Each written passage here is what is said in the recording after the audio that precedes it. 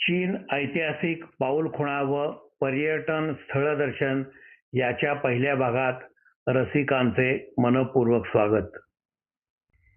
चीनमधील प्रेक्षणीय स्थळांना भेटी देताना चीनचा इतिहास, संस्कृती, परंपरा, व्यापार, धर्म आणि युद्धे या सर्वांचा काही प्रमाणात मागोवा घेतल्यास आपणास ते ठिकाण पाहणे, जाणणे आणि काही प्रमाणात जनसंपर्क साधणे सोपे जाते.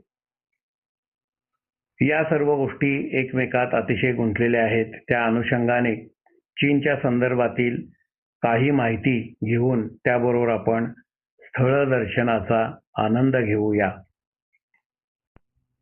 नमस्कार मित्र हो.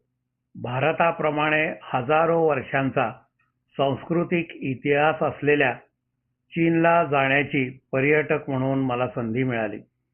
शांघाय, शियान व बीजिंग या ठिकाणांना मी भेटी दिल्या. त्याचे सादरीकरण मी दृकश्राव्य माध्यमातून या भागामध्ये करीत आहे. या सर्व ठिकाणांना मोठा सांस्कृतिक, राजकीय व ऐतिहासिक वारसा आहे. भारत-चीन संबंध हे अतिशय प्राचीन काळापासूनचे आहेत. इसवी सन पूर्व 2ऱ्या शतकापासून ते 7व्या शतकापर्यंत भारतातून चीनमध्ये बौद्ध धर्माचा मोठा प्रसार झाला आहे. चीनमधून शिक्षणासाठी अनेक भिक्खू भारतात येत असत. तक्षशिला आणि नालंदा या विद्यापीठामध्ये त्यांचे शिक्षण होत असे. इसवी सन 399 ते 414 म्हणजे 5व्या शतकामध्ये चीनी प्रवासी फाहिहान या ठिकाणी येऊन गेला व इसवी सन 629 ते 645 म्हणजे 7व्या शतकामध्ये ह्युएन संघ भारतामध्ये येऊन गेला. त्यांच्या रोजनिशीतील टिपणांमधून दोन्ही देशातील स्थिती व समृद्धी याची आपल्याला कल्पना येते. भारताने चीनला बुद्ध धर्म, बुद्धांचे अवशेष व बुद्धिबळ दिले. चीनने भारताला व जगाला कागद, लेखनकला, चलनांचा उपयोग, मोजमाप करण्याच्या पद्धती, बंदुकीची दारू, रेशीम, चहा, मोती, पोर्सिलिनची भांडी इत्यादी अनेक गोष्टी दिल्या. जगाला ज्ञात होण्यापूर्वी या सर्व गोष्टींचे शोध चीनमध्ये खूप दशके आधी लागलेले होते आणि त्याचा वापर होत होता. चीनमधील नैसर्गिक समृद्धीचा विचार करता जगातील सर्वात उंच एव्हरेस्ट शिखर हे नेपाळ व तिबेट चीनच्या सरहद्दीवर असून त्याची उंची सुमारे 8,850 मीटर किंवा सुमारे 29,000 फूट आहे. तर समुद्र सपाटीखाली 154 मीटर असलेले सुरपान खोरे चीनमधील शिनजियांग प्रांतामध्ये आहे. जगातील सर्वात उंच पठार हे तिबेट चीनमध्ये आहे. मानवनिर्मित गोष्टींचा विचार करता जगातल्या 7 आश्चर्यांपैकी असलेली दूरवर पसरलेली भिंत ही चीनमध्ये असून शांघाय हे जगातील सर्वात मोठे बंदर आहे. येथे सर्वात जास्त कंटेनर चढविले व उतरविले जातात. जगातील सर्वात मोठे 3 गॉर्जेस धरण हे यांगत्सी कियांग या नदीवरती आहे. चीन भारतापेक्षा तिप्पट मोठा आहे, मात्र त्यातील उत्तर पश्चिमेकडील 30% भाग हा गोबी व अन्य वाळवंटांनी व्यापलेला आहे. हे वाळवंट चीन आणि मंगोलिया यामध्ये पसरलेले आहे. अतिउष्ण व अतिथंड तापमान, हिमालयाने ढग अडविल्याने पावसाचा अभाव, प्रचंड वृक्षतोड, चराऊ कुरणांमधील चारा जनावरांनी खाऊन संपवल्यामुळे वाळवंटाचे क्षेत्र वाढत चालले असून दोन्ही देशांसमोर हे मोठे आव्हान आहे. चीनने 66 अब्ज झाडे लावून गवताची लागवड केलेली आहे व एक प्रकारे हिरवी भिंत निर्माण केली आहे. मर्यादित चराऊराने व सोलरच्या वापराने सावली निर्माण केलेली असून वाळवंटाची वाढ थोपवणे सुरू केलेले आहे. तसेच चीनमधील 33% भूभागामध्ये पर्वतरांगा आहेत. वाळवंट आणि या ठिकाणी लोकवस्ती अतिशय तुरळक आहे. यांगत्सी किआंग ही चीन व आशियातील सर्वात मोठी नदी असून तिची लांबी सुमारे 6,300 किलोमीटर आहे. या नदीतून मोठी वाहतूक होते व लगतच्या संपन्न भागामुळे अर्थव्यवस्थेत सुद्धा या नदीचे मोठे महत्त्व आहे. या नदीच्या खोऱ्यात दाट लोकवस्ती आहे.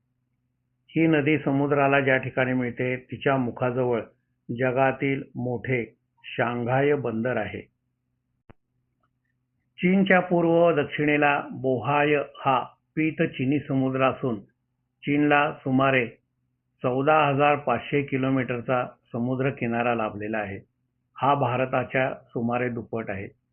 चिनी समुद्रातील चीनच्या बेटांचा परिघ व समुद्र किनारा यांचा समावेश केला तर चीनला 32,000 किलोमीटरचा प्रचंड समुद्र किनारा लाभलेला आहे. भारतातील संस्कृती ही सिंधू नदीकाठी उदयाला आली तर चीनमधील संस्कृती ही होयांग हो या नदीकाठी उदयाला आली. या नदीला चीनच्या काही भागामध्ये चांगजियांग तर ती मंगोलियातून ज्या भागातून वाहते त्या भागात तिला हानानगोल म्हणजे राणी नदी असे म्हणतात. होयांग हो नदीकाठी चीनची प्रथम संस्कृती उदयाला आली म्हणून तिला मातृनदी किंवा चीनची जननी असे म्हणतात. या नदीकाठी 8,000 वर्षापूर्वीची मातीची भांडी सापडली आहेत. या नदीतून लोएस हा पिवळा गाळ किंवा रेती वाहते म्हणून हिला पीत नदी असेही म्हणतात. ही नदी मंगोलियामधून चीनची भिंत ओलांडून वाहते. या नदीला मोठे पूर येतात व तिने 18 पेक्षा जास्त वेळेला आपले पात्र बदलले आहे. त्यामुळे मोठी जीवित आणि वित्तहानी होते. त्यामुळे होयांग हो या नदीला चीनचे अश्रू असेही म्हणतात. चीन हा आशिया खंडातील पूर्वेकडचा मोठा देश असून भारताच्या उत्तरेला आहे. चीनला लागून Bharat, Nepal, Bhutan, Myanmar, Laos, Vietnam, Mongolia, Russia, Kazakhstan, Kyrgyzstan, Tajikistan, Afghanistan, Pakistan हे देश येतात. चीनमध्ये मोबाईल, इलेक्ट्रॉनिक वस्तू, कापड, खेळणी, सुट्टे भाग याचे प्रचंड उत्पादन होते. येथे गुगल आणि फेसबुकचा मर्यादित वापरच करता येतो. चीनची प्रमाण वेळ सर्वत्र एक असून भारताच्या पुढे ती सुमारे 2.5 तास आहे. चीनमध्ये भाषा व लिपी चीनी अर्थात मॅन्ड्रीन असूनही त्यांनी मोठी औद्योगिक झेप घेतलेली आहे. अर्थात इंग्रजी वाचून त्यांचे काहीही अडले नाही. सामान्य लोकांनाही इंग्रजीचे फार ज्ञान नसल्याने जनसंपर्क कमीच राहिला. पर्यटन संस्थेने ठरविलेल्या ठिकाणीच भेटी देता आल्या. हे सादरीकरण, पुस्तके, माध्यमे, मिळालेली माहिती, मार्गदर्शक फलक व सहलीतील मार्गदर्शकाने दिलेली सीमित माहिती यावर आधारित आहे. चीनी भाषेतील उच्चार हे आपल्या देवनागरीच्या पलीकडचे आहेत. या सर्व मर्यादांमुळे हे सादरीकरण एकांगी ठरण्याची भीती असून नाण्याची दुसरी बाजू पाहणे महत्त्वाचे आहे. चीनमधील चलन युआन असून सध्या भारताचे सुमारे 15 रुपये म्हणजे 1 युआन असे प्रमाण आहे. येथे कम्युनिस्ट हा एकच राजकीय पक्ष असून 85% लोक हे निधर्मी आहेत. अन्य लोक बौद्ध धर्म व कन्फ्युशियस किंवा ताओवाद विचारधारा मानणारे आहेत. येथे मोर्चे, संप, चळवळी यांना आणि व्यक्तिपूजेलाही बंदी आहे. भारत व चीनची लोकसंख्या जगात प्रथम क्रमांकावर असून साधारणपणे समान आहेत. 1947 साली 14 ऑगस्टच्या मध्यरात्री भारत स्वतंत्र झाला तेव्हा नेहरूंनी जग झोपलेले असताना भारत जागा होत आहे असे विधान केले. तर 1 ऑक्टोबर 1949 साली कम्युनिस्ट चीन स्वतंत्र झाला तेव्हा माओ झेडॉंगने चीन आज उठून उभा राहिला आहे असे विधान केले. 1950 साली भारताने चीनला मान्यता दिली. 1954 साली चीनबरोबर पंचशील करार झाला. 1962 मध्ये चीनने सीमावादातून भारतावर युद्ध लादले व भारताचा बराच भूभाग चीनने बळकावला आणि शत्रुत्वाचे संबंध सुरू झाले. हिंदी चीनी भाई भाई ते फेकू न देऊ पिशाच पिवळे यापर्यंत असलेले संबंध आता शत्रू नाही व मित्र नाही यापर्यंत पोचलेले आहेत. चीनी राज्यकर्त्यांनी उदारीकरणाचे धोरण स्वीकारल्यानंतर तिबेट चीनमधील कैलास मानसरोवर यात्रेला परवानगी दिली होती. आता चीनमध्ये जगातील सर्वच पर्यटकांचे स्वागत होत आहे. चीन हा जगातील दुसरी मोठी अर्थव्यवस्था असलेला देश आहे. बीजिंग ही सुमारे 500 वर्षापासूनची चीनची राजधानी असून अत्याधुनिक पायाभूत सुविधा सोयी असलेले राजकीय असे हे महत्त्वाचे शहर आहे. शांघाय हे मोठे औद्योगिक शहर असून ती चीनची आर्थिक राजधानीही आहे. शियान हे बीजिंगपूर्वी सुमारे 2000 वर्षे राजधानीचे बिरुद असलेले प्राचीन सांस्कृतिक शहर आहे. चीनमधील प्राचीन व मानवनिर्मित असलेली सुमारे 6000 किलोमीटर लांबीची ड्रॅगन वॉल व त्यानंतर उत्खननात सापडलेले टेराकोटा सैन्य आणि बहुचर्चित तिआनमेन चौक या ठिकाणांना भेट देण्याची वेळ आता आलेली होती. या भेटीत तेथील ऐतिहासिक व सांस्कृतिक ठेवा आणि आधुनिकता पाहता आणि अभ्यासता येणार होती. चीनच्या इतिहासाचा विचार करता इसवी सन पूर्व 2000 मध्ये शिया हा पहिला राजवंश तेथे राज्य करीत होता. त्यानंतर शांग राजवंश आला. त्यामध्ये त्यांनी लेखन कलेचा शोध लावला व लेखनाला सुरुवात झाली. त्यानंतर आलेल्या झोहू या राजवंशामध्ये तत्वज्ञानाला खूप महत्त्व होते. इसवी सन पूर्व 500 ते 300 या काळामध्ये कन्फ्युशियस व ताओवाद या दोन्ही गोष्टींना समाजामध्ये मोठे महत्त्व आलेले होते. कन्फ्युशियस आणि ताओ यांचा वेगळा धर्म नाही. कन्फ्युशियस हा प्राचीन चीनी तत्ववेत्ता होय. त्याने सामाजिक शिस्तीबद्दल आणि नैतिकता, शिस्त, सामाजिक संबंध, मानवता, दया याबद्दलचे नियम, पालकांप्रती भक्ती, न्यायकृती आणि आदर्श व्यक्ती यासंबंधी मोठे भाष्य केलेले आहे. जगामध्ये विशेषतः चीन, जपान, कोरिया या ठिकाणी या तत्वज्ञानाचा मोठा प्रभाव दिसतो. माओच्या काळामध्ये कन्फ्युशियस तत्वज्ञानाला बराच विरोध झालेला होता. मात्र आता राज्यकर्त्यांनी या गोष्टीला मान्यता दिलेली आहे व तिआनमेन चौकात पुतळा सुद्धा उभा केला होता. पण काय कारण हे कळले नाही. आता तो सुमारे 50 फुटी पुतळा या ठिकाणाहून हलवलेला आहे. ताओवाद हा नैसर्गिक नियम याच्यावरती बोलतो आणि साधेपणा आणि एकरूपता ही 2 तत्वे याच्यामध्ये महत्त्वाची ठरली जातात. याचा संस्थापक लाओ त्से हा होता. वैयक्तिक शांतता अर्थात ध्यानयोग यावर त्यांनी भर दिलेला आहे. इसवी सन पूर्व 221 यामध्ये क्वीन राजवंशाने राज्य केले.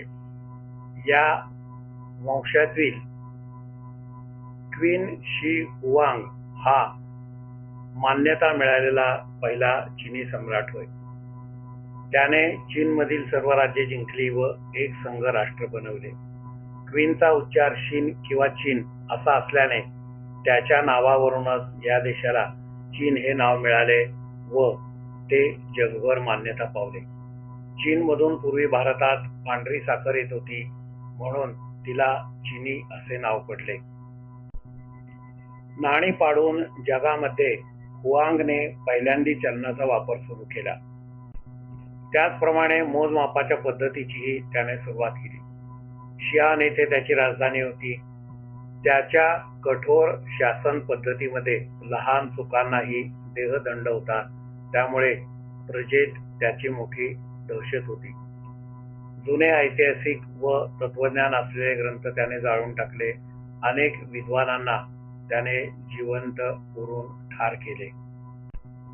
मंगोलियन टोळ्यांच्या आक्रमणांना तोंड देण्यासाठी प्रख्यात असलेली भिंत बांधायला याने सुरुवात केली. मृत्यूनंतर जीवन असते यावर विश्वास असल्यामुळे त्याने मृत्यू पश्चात राहण्यासाठी जमिनीखाली फार मोठ्या क्षेत्रावरती भव्य राजवाडे, संपत्ती, पाण्याच्या नद्या व युद्धासाठी तयार असलेले टेराकोटा सैन्य याची निर्मिती केली. तळघरातील खजिना धनसंपत्तीचे रक्षण करण्यासाठी अनेक गुप्त सापळे व आपोआप सुटणारे विष लावलेले बाण अशा अनेक गोष्टींची त्याने योजना केली. अनेकांना त्यामुळे याचा शोध घेता आला नाही व आता सरकारने ते प्रतिबंधितच ठेवलेले आहे. बीजिंग जवळील भिंत व शियान जवळील समाधी राजवाडा, टेराकोटा सैन्य यासाठी हुआंगने लोकांकडून जबरदस्तीने काम करून घेतले. अवघड जागी भिंत बांधताना अनेक लोक मृत्युमुखी पडले. त्यांना त्याच ठिकाणी दफन करून गाडून टाकलेले आहे. त्यामुळे या भिंतीचा उल्लेख जगातील सर्वात मोठे कब्रस्तान असा सुद्धा केला जातो. आपल्यानंतर आपला क्वीन वंश 10,000 वर्षे राज्य करील असा विचार मांडणारा हुआंग याच्या पश्चात हा राजवंश लवकरच संपला. क्वीन शियांग याला कायमचे जगायचे होते किंवा अमरत्व पाहिजे होते. त्यामुळे त्याने अनेक प्रयोग केले व औषधे घेतले. अर्थात या अशा अनेक औषधात पारा असल्यामुळे त्या औषधांनी त्याचा मृत्यू आला असे म्हटले जाते. वारसांची चुकीची निवड व लोकांनी केलेले बंड यामुळे त्याचा वंश लवकरच संपला. त्याच्या मृत्यूनंतर नाराज झालेल्या लोकांनी बंड केले, लुटालूट केली, शस्त्रे पळवली आणि त्याने त्याच्यासाठी तयार केलेल्या टेराकोटा सैनिक व समाधी याच्यावरती माती टाकून ते गाडून टाकले. त्यानंतर सुमारे 1974 साली उत्खननामध्ये हे टेराकोटा सैन्य सापडले आहे. शेकडो वर्ष चीनने जगातील अन्य कोणालाही आपल्या भूमीवर येऊ दिलेले नव्हते. चीनकडून युरोपीय देश कित्येक वर्षे चहा, रेशीम, मोती इत्यादी घेत होते, पण चीन त्यांच्याकडून काही घेत नव्हता. व्यापारी वृत्ती असणाऱ्या पाश्चिमात्य देशांनी चीनमध्ये अफू पाठविण्याचा व लोकांना व्यसनाधीनता करण्याचा प्रयत्न सुरू केला. 1839 ते 42 या दरम्यान पहिल्या अफू युद्धामध्ये चीनी अधिकाऱ्यांनी अफूवरती बंदी घातलेली होती व त्याला देहदंड ही शिक्षा होती. 1839 ते 42 या दरम्यान पहिल्या अफू युद्धात अफूचा मोठा ब्रिटिशांचा साठा जप्त करून चीनी अधिकाऱ्यांनी नष्ट केला. यावरून झालेल्या युद्धामध्ये चीन तंत्रज्ञानात मागे असल्यामुळे चीनचा पराभव झाला. नानकिंग तहामध्ये हाँगकाँगसह ब्रिटनला व्यापारासाठी अनेक बंदरे मुक्त करावी लागली. 1856 ते 60 या दरम्यान दुसऱ्या अफू युद्धामध्ये ब्रिटनबरोबर फ्रान्स होते. यात परदेशी लोकांना अधिक हक्क मिळाले, व्यापार व धर्म प्रसाराची सुद्धा मुभा मिळाली. या युद्धांमुळे चीनची प्रतिष्ठा कमी झाली, परकीय शक्तींचा प्रभाव वाढला. यामध्ये चीनच्या अधोगतीची सुरुवात झालेली होती व चीनला जबरदस्तीने बाह्य जगाला प्रवेश द्यावा लागला होता. येथे आपण पहिल्या भागाला स्वल्प विराम देऊन दुसऱ्या भागाकडे वळूया. धन्यवाद.